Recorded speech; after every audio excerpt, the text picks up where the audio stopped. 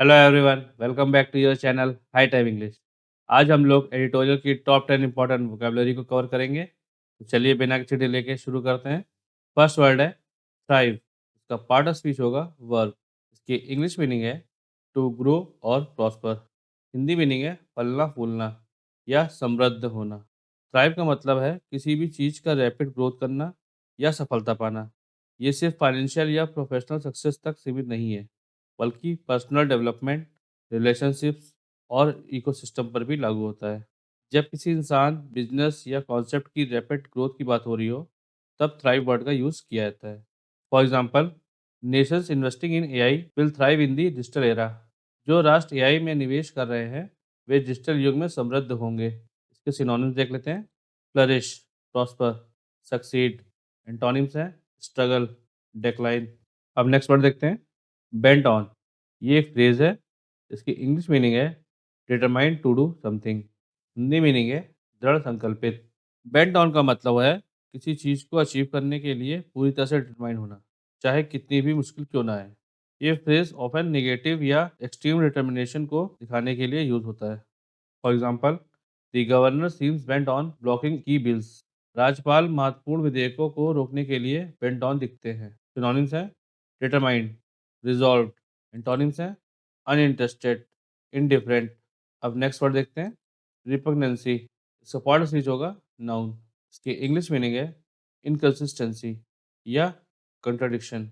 Hindi meaning है विरोधाभास। रिपग्नेंसी का मतलब है किसी चीज़ का बहुत ही अनप्रेजेंट, अनएक्सेप्टेबल या कंट्राडिक्टरी होना।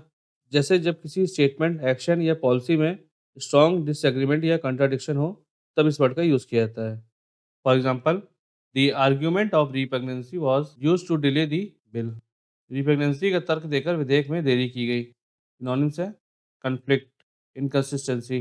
एंटोनिम्स है एग्रीमेंट, कॉम्पैटिबिलिटी। नेक्स्ट वर्ड देखते हैं स्कटल। इसका पार्ट स्पीच होगा वर्ब। इसकी इंग्लिश मीनिंग है डेलिबरेटली स्टॉप और हिंडर। हिंदी मीनिंग है विफल करना। जब किसी पॉलिसी, बिजनेस डील या नेगोशिएशन की सडन फेलियर की बात हो, तब इस वर्ड का यूज़ किया जाता है। For example, the companies financial crisis scuttled it's expansion plans. Company के वित्तीय संकट ने उसके विस्तार की योजनाओं को नष्ट कर दिया। सिनोनिम्स हैं सैबोटाज, अंडरमाइन। एंटोनिम्स हैं सपोर्ट, प्रमोट। अब नेक्स्ट वर्ड देखते हैं रेजोनेट। इसका पार्ट स्पीच है वर्ब। इसकी इंग्लिश मीनिंग है to have a lasting impact और डीप कनेक्शन। हिंदी मीनिंग है प्रतिध्वनित होना या प्रभाव डालना। रेजोनेट का मतलब है जब कोई आइडिया या इमोशन डीपली कनेक्ट करे और मीनिंगफुल लगे। जब किसी स्पीच, मैसेज या आइडिया की डीप इम्पैक्ट की बात हो, तब इस वर्ड का यूज़ किया जाता है। For example, his speech resonated with young entrepreneurs. उनका भाषण युवा उद्यमियों के साथ प्रतिध्वनित हुआ। सिनोनिम्स है इको, अलाइन। एंटोनिम्स है रेजोनेट, कंट्राडिक्ट। अब नेक्स्ट वर्ड देखते हैं स्टैंस। इसका पार्ट ऑफ स्पीच है नाउन। इसकी इंग्लिश मीनिंग है ए फर्म पोजीशन और opinion on an issue. Hindi meaning है रुख या स्थिति। स्टैंस का मतलब है किसी इशू या टॉपिक पर एक स्ट्रॉन्ग और वेल डिफाइंड ओपिनियन या पोजीशन रखना। ये पॉलिटिक्स, बिजनेस और सोशल इश्यूज में कॉमन है। For example, the prime minister reiterated India's stand on AI governance. प्रधानमंत्री ने एआई गवर्नेंस पर भारत के रुख को दोहराया। इसका सिनोनिम्स है position, view point, stand. Antonyms है इनडिफरेंस, न्यूट्रलिटी। अब नेक्स्ट वर्ड देखते हैं एक्सपोनेंशियल।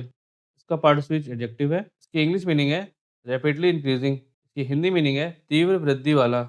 जब किसी ट्रेंड या डेवलपमेंट को एक्सट्रीमली फास्ट पेस में दिखाना हो, तब इस वर्ड का यूज़ किया जाता है। For example, the exponential rise in AI adoption is reshaping industries. AI अपनाने में तीव्र वृद्धि उद्योगों को बदल रही है। सिनोनिम्स हैं रैपिड, एक्सेलरेटेड, स्टीप। एंटोनिम्स हैं ग्रेजुअल, स्लो। अब नेक्स्ट वर्ड देखते हैं प्रोएक्टिव। इसका पार्ट ऑफ स्पीच है एडजेक्टिव। की इंग्लिश मीनिंग है taking action before a problem rises. Hindi meaning है सक्रिय या पूर्व सक्रिय। प्रोएक्टिव का मतलब है किसी प्रॉब्लम या सिचुएशन का सॉल्यूशन पहले से सोचकर रेडी रखना। जब किसी इंसान या ऑर्गेनाइजेशन की फोरसाइट या प्लानिंग हाईलाइट करनी हो, तब इस वर्ड का यूज़ किया जाता है। For example, a proactive approach is necessary to regulate AI development. AI विकास को नियंत्रित करने के लिए एक सक्रिय दृष्टिकोण आवश्यक है। सिनोनिम्स है preventive, preemptive. Forward thinking. Antonyms है रिएक्टिव, पैसिव। अब नेक्स्ट वर्ड देखते हैं, अपहोल्ड। इसका पार्ट ऑफ स्पीच है वर्ब। इसकी इंग्लिश मीनिंग है टू सपोर्ट और maintain a principle. Hindi meaning है बनाए रखना या समर्थन करना।